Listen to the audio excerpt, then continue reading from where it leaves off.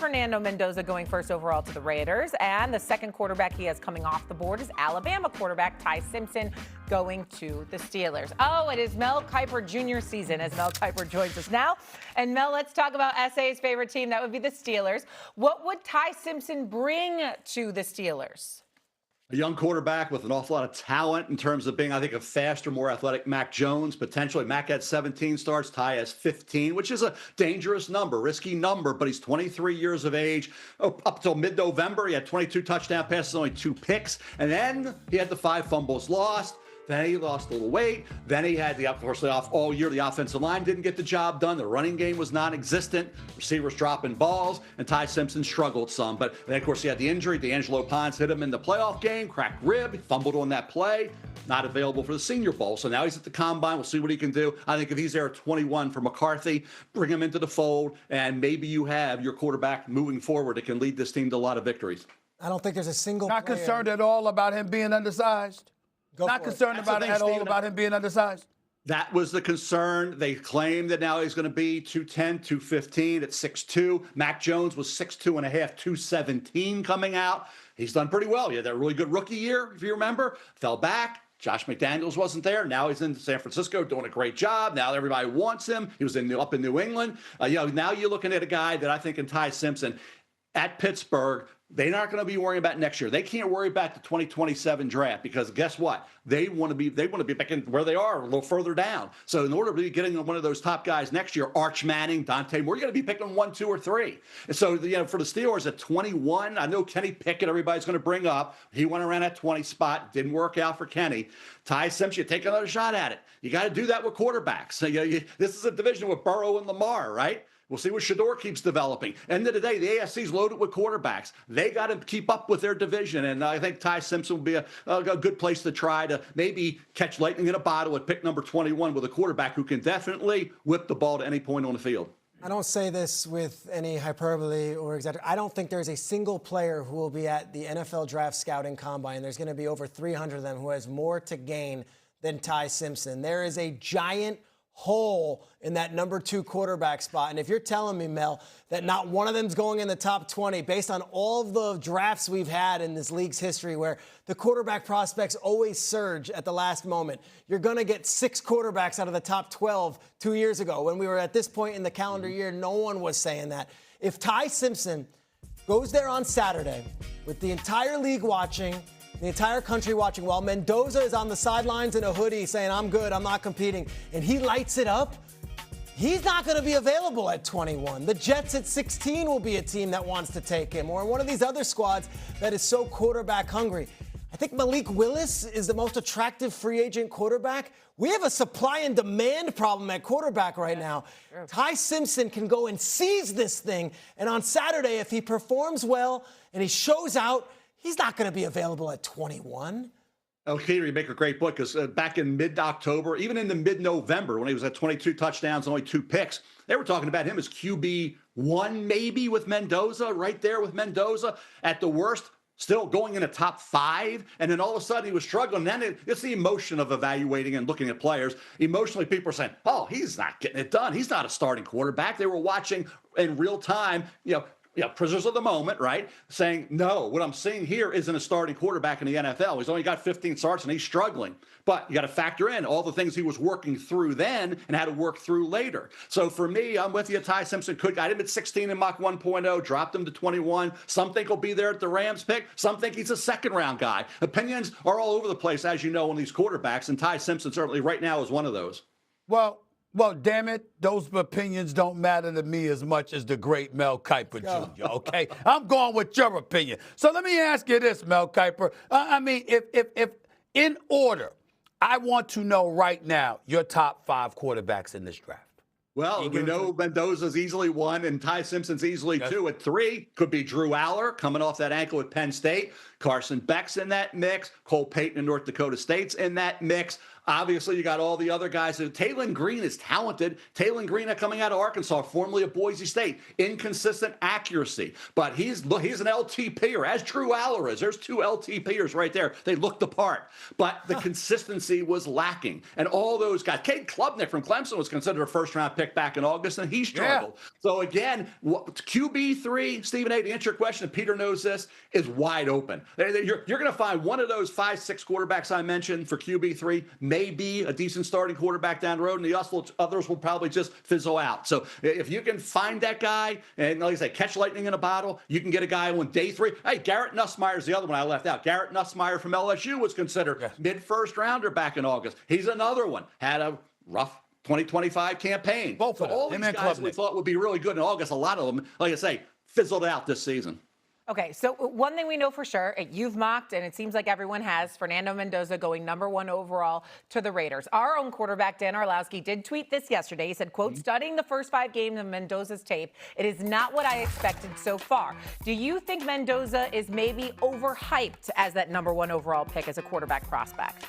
I don't. No, I don't think overhyped. I think that people are still talking about other players as the best guys on the board, not Fernando Mendoza. Like I go back to Peyton Manning. I brought that up last year. Everybody said if his name was Peyton Jones, it'd be a 3rd-round pick, and that was fact. That was real time. Everybody does revisionist history later on. But I think when you look at where we are with Fernando Mendoza, I comp him to Matt Ryan and to Peyton Manning. So those are the two. Late in plays, he's tremendous. He's a guy who studies the game like Peyton. He's passionate about it, cracking the code. He can do enough with his legs, as he's shown. He's tough as nails.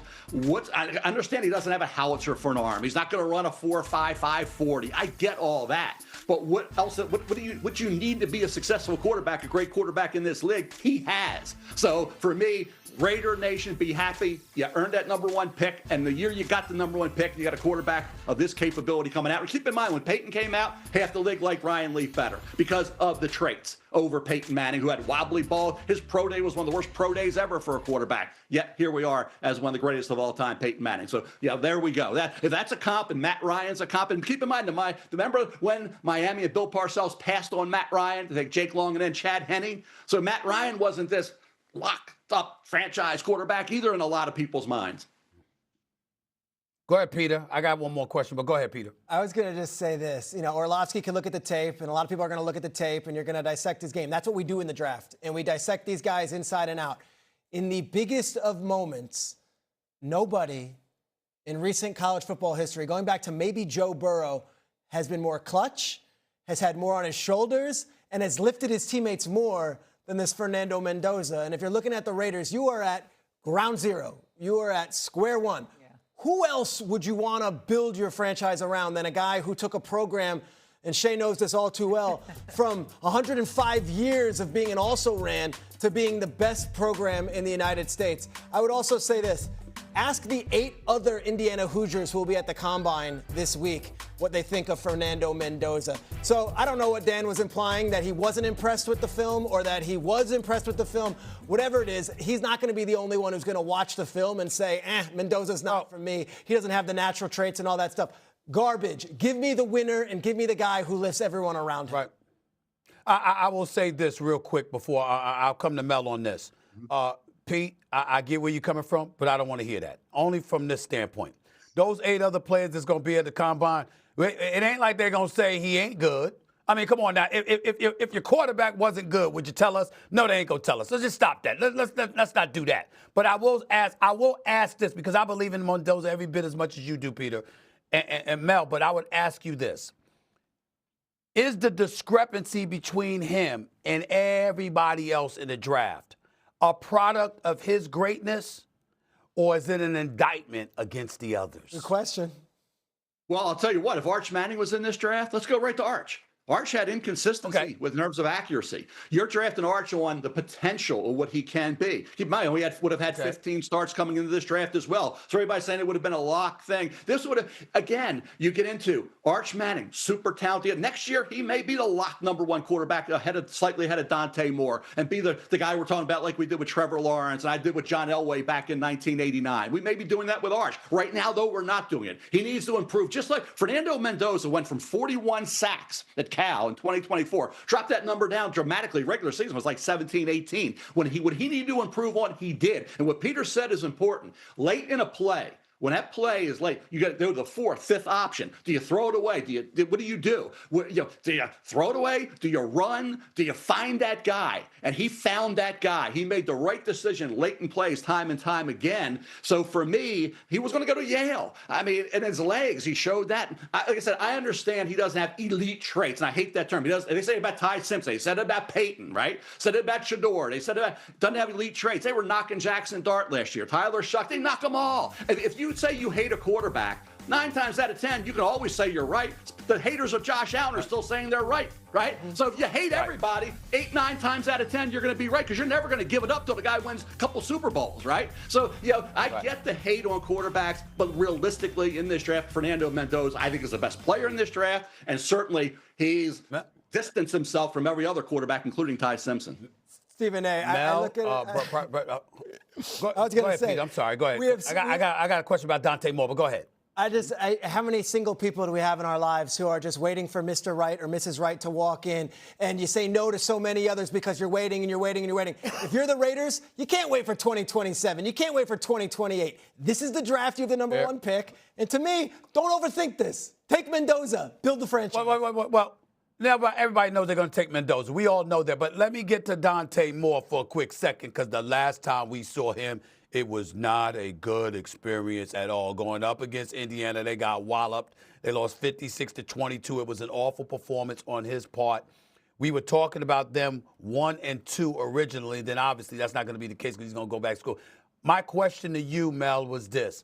From a talent perspective, one game, is it fair for it to have that kind of catastrophic impact on how he's looked upon based on how he looked against Indiana? That's the way we operate with quarterbacks. It is important to have that finish it out strong and you go back to games head to head. And I always say, if you do that, is that the right way to go? Everybody was talking about Ben Roethlisberger when he was at Miami, Ohio. When he went to Iowa, that was the game. When Josh Allen was at Wyoming and went to Iowa, that was the game. Peyton Manning lost to Florida 3 straight years. Troy Aikman never beat Rodney Peete. We can go back and pick out different spots and say, well, if you looked at that, you'd have been pretty wrong, right? If you'd have gauged everything or evaluated a quarterback based on that game, when it was the big evaluation game for this quarterback, it's going to be that game, and he struggled, so I can't like him. Well, you'd have been wrong. So at the end of the day, fortunately for Dante, I screamed about this all year. Go back, go back, go back. And he is going back to Oregon. And next year you will see Dante Moore, who had to battle through an offensive line, had injuries, running the receivers were banged up. There was the pieces around him. Sadiq wasn't healthy the whole year. All those things will be next year. He'll be right there with Arch Manning as one of the top quarterbacks in the country, certainly one of the top quarterbacks in the draft. I want to applaud him, not just for listening to Mel Kiper Jr., but overall going back to school, because obviously there was questions about his skill set needing to improve. And this is a guy that was projected to be a top 2 pick in the draft. So for him to be willing to go back to school and recognize the fact that he has some things that he's willing to work on, I think that speaks immensely for his character. And I think that that's something that NFL teams should take into consideration looking at him next year. Willing to go back, willing to improve upon himself. I mean, it's one of those situations where you're an NFL team, you're like, hey, okay, from a character perspective, this is the kind of guy we want. I do feel that way. Well, one thing we know for sure, we know Fernando Mendoza will likely be the number 1 overall pick this year. And Dan, did he forget he didn't even play for Indiana last year? He was on Cal. Like, my goodness, give him 5 games to get acclimated. Mel Kiper Jr. will be talking to you a lot, I am sure, over the next month or so. Thank you so much for Yes, we will. I'll be watching, Mel. I will be watching, Mel. Thanks, See you later, Mel. Does Cade Cunningham own the Knicks? We got a take that you need to hear, and SA might want to plug his ears for it. Plus, has international basketball caught up